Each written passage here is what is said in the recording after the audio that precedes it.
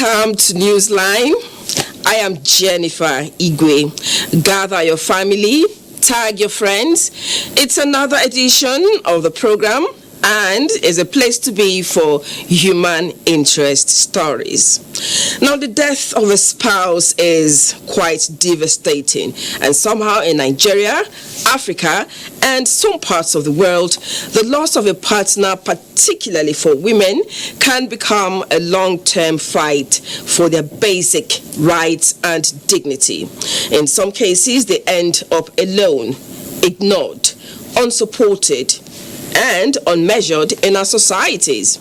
International Widows Day helps to create awareness on the plight of widows, and we are amplifying this with a feature on it. Then, ability in disability, for some may sound like a cliche, but it is a powerful reminder that there are people all around us who literally walk through walls of barriers to survive. Accomplishments of such people are worth highlighting, particularly as they serve as an inspiration to others. A story on a visually impaired mechanic is mind-blowing, so don't miss it. That tackling challenges can birth inventions and encourage creative ideas aimed at solutions. Stay tuned for more on an electricity generating set invented by a Nigerian in Owerri, Imo State, and how it can be powered with gas instead of petrol. We will also be highlighting a pickup van built by another young Nigerian in Potiskum, Yobe State that mirrors the ingenuity of young minds in our nation. We also have updates on spine-chilling incidents and some gory stories that we have updates. But I have to pause here so that my colleague Elizabeth Omori in Abuja can take the news segment. Lizzie, nice to see you. Nice to see you too, Jennifer, and I must say you look good as always. And thanks for joining us in Abuja for the news segment. In its determination to ensure that no Nigerian citizen is consumed by the crisis in Sudan, the National Emergency Management Agency (NEMA) has evacuated additional 126 stranded Nigerians back home. This brings the number of evacuated citizens to 2,660. Ilyasu Ali Yakubu reports that 26 out of this latest number are children.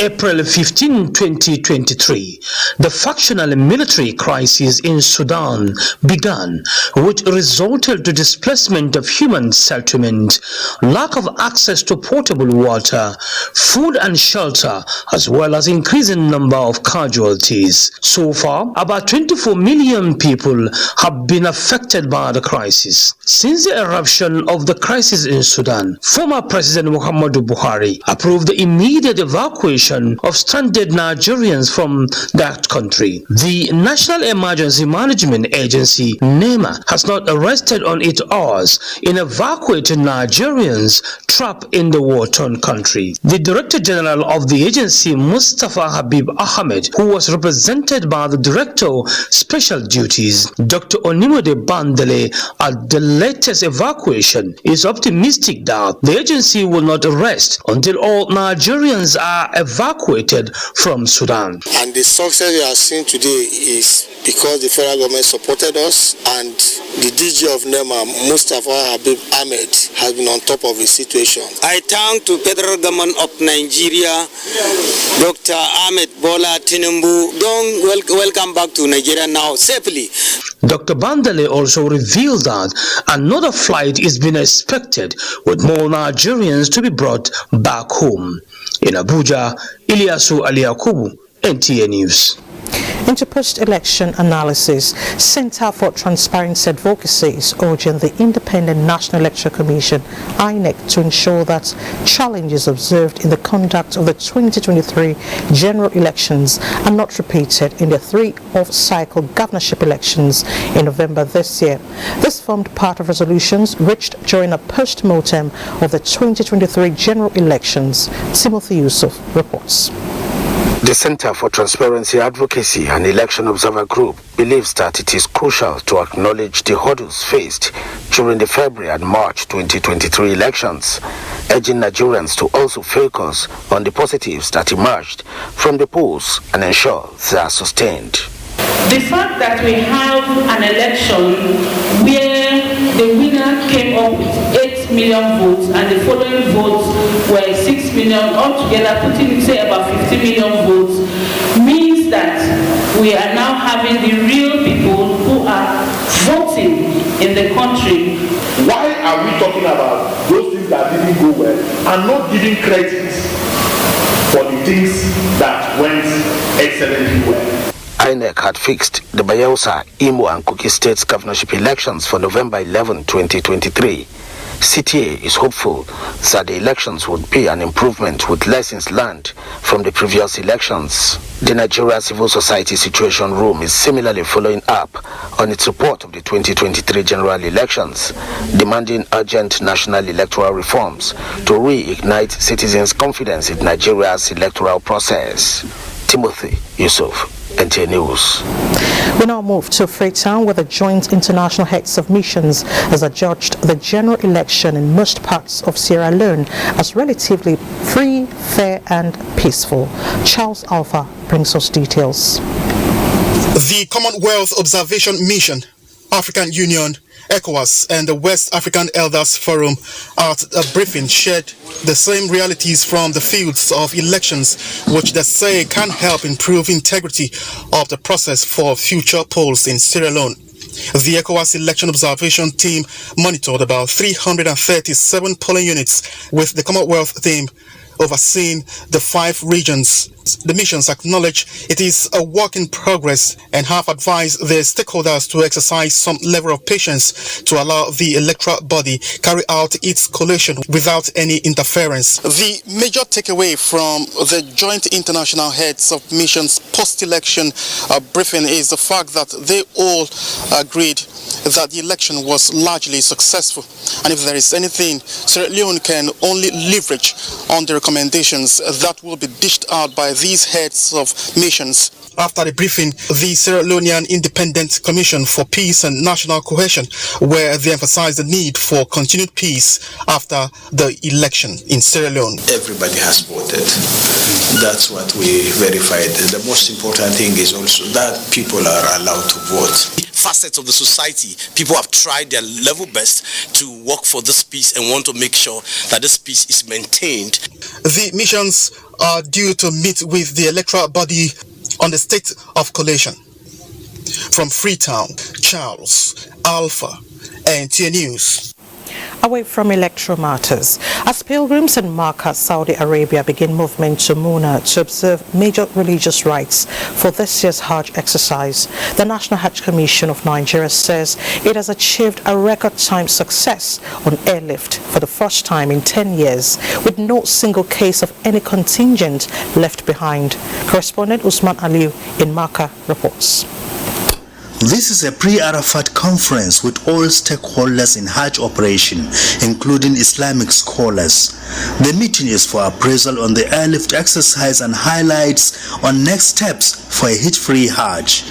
The National Hajj Commission of Nigeria says it is reinventing itself for the best outing, just as Saudi authorities adopt new strategies for safety of the pilgrims.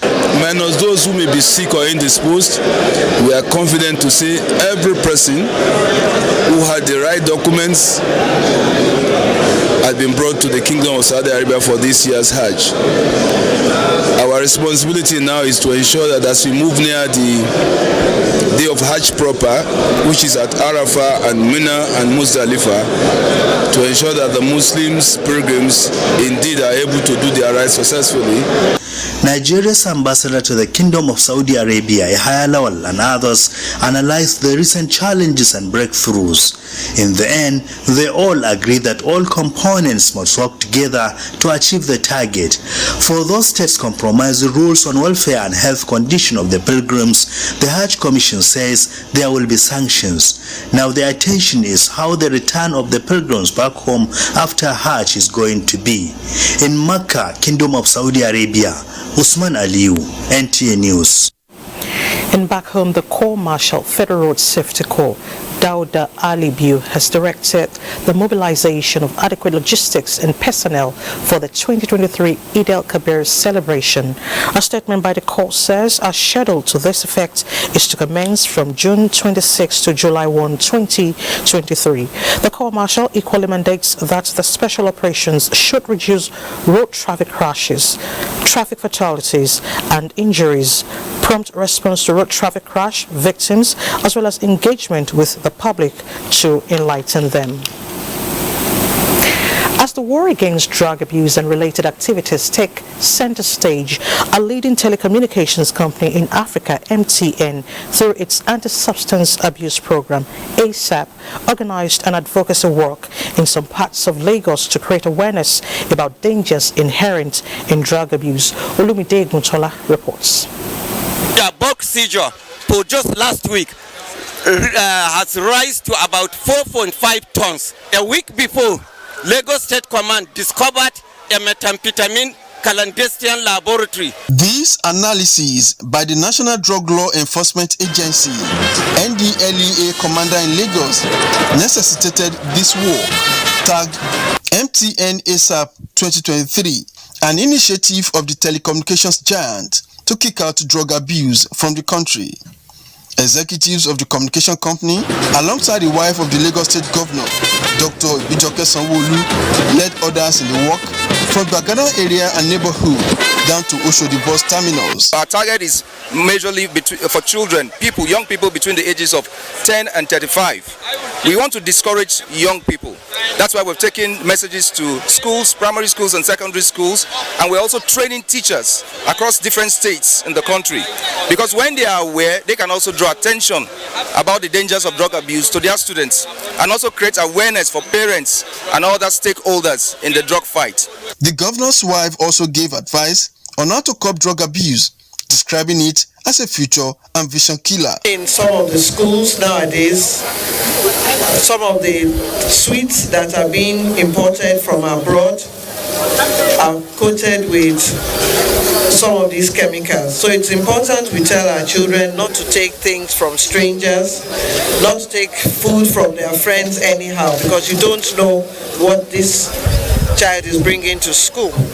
MTN says its anti-substance abuse program, ASAP, is everyone's fight. In Lagos, Olumide Guntola, NTA News. Meanwhile, the National Drug Law Enforcement Agency, NDLEA, has successfully intercepted 2 shipments of loud cannabis in Lagos State, totaling 5,344.1 kilograms.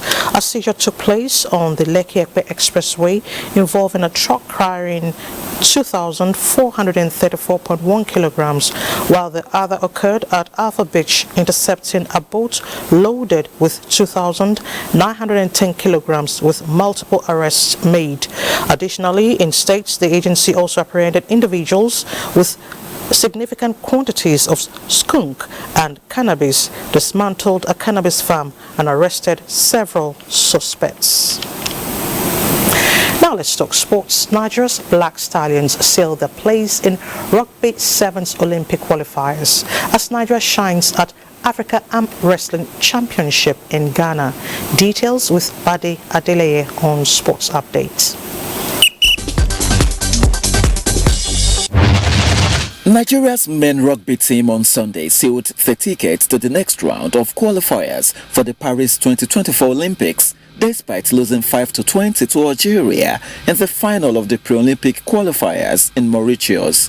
The Black Stallions had beaten Ghana, Burundi, Democratic Republic of Congo, Botswana and Cote d'Ivoire in their impressive run to the final. They now join Algeria and Cote d'Ivoire as the 3 teams who have secured the ticket to the Olympic qualifiers at the Rugby African Sevens in Zimbabwe this September. Elsewhere, Nigeria's duo of Olubisi Oyewusi and Maozi Zanu have qualified for the 2023 World Combat Games after beating their Ghanaian opponents at the 12th African Arm Wrestling Championships in Ghana. In the women's 90 kilograms category, Oyewusi overcame Abatan Poma, while in the 55 kg class, Zanu beat Rachel Ankai in a playoff bout. Also, Team Nigeria Arm Wrestling placed overall third best as they won a total of 33 medals made up of 10 gold, 9 silver and 14 bronze. This year's World Combat Games is scheduled to hold in Saudi Arabia later this year. And finally, Carlos Alcaraz won his first title on grass and regained the world #1 ranking with an impressive victory over Alex de Minaur in the Queen's final. The 20-year-old Spaniard's 6-4, 6-4 triumph means he moves above Novak Djokovic in the rankings and will be the top men's seed at Wimbledon, which starts on July the 3rd. With sports update, Badi Adeleye, NTA News. Thank you, Badi, for the updates. A renowned professor of mass communication, Lai Osho, has died in an auto crash while returning from Delta State to Abeokuta, Ogun State capital, on Saturday. The sad news was confirmed by Professor Sunday Olayinka Alawode, Dean Faculty of Communication and Media Studies, Lagos State University. Late Osho was former Deputy Rector, Moshood Abiola Polytechnic, Mapoli, former Dean School of Communication, Lagos State University, external examiner for PhD graduates in numerous Nigerian universities, and a reputable communication scholar with numerous publications. Lai Osho earlier worked with Ogun State Broadcasting Corporation and News Agency of Nigeria before he became a lecturer in 1981 as one of the pioneer lecturers in the Department of Mass Communication, Moshood Abiola Polytechnic, Mapoli, Abeokuta. Next is a look at the weather picture for tomorrow, Monday. To have you join us. We have active weather systems over parts of the country and Cameroon. The system over Cameroon is expected to propagate and give evening thunderstorms to parts of Taraba and Adamawa. It's also expected to linger into early hours of Monday and give thunderstorms to parts of southern Adamawa, Taraba, Benue, Nasara, FCT, Kogi, and southern Kebbi. Morning rains are expected to affect parts of Ebonyi, Akwa Ibom, and Cross River State. Intermittent rain showers are expected later in the afternoon into evening hours across the southern half of the country, with prospect of widespread thunderstorms across the central cities and most parts of the northern region. And that's where we conclude the weather forecast. I'm Sefia Sanyinusa. Thank you for watching.